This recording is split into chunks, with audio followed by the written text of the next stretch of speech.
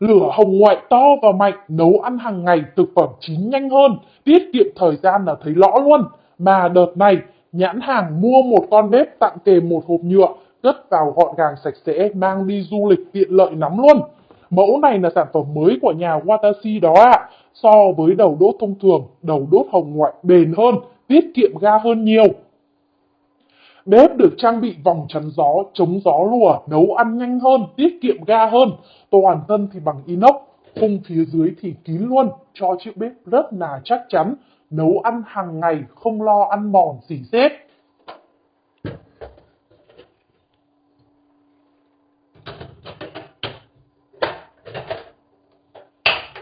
Đánh lửa thì rất là nhạy, ngọn lửa chuyển dần từ màu xanh qua màu hồng lực.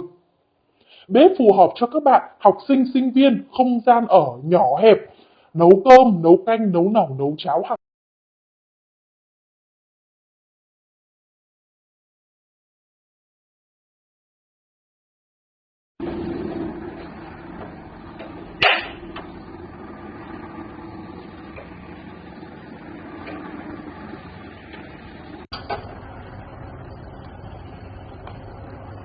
Ra cũng hết rồi. Ra cũng muốn hết rồi. Nữa này là mình biết rồi.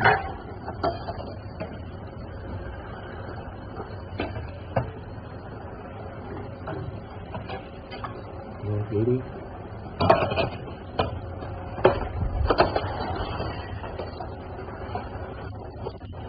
Lấy là mua cái xe ra.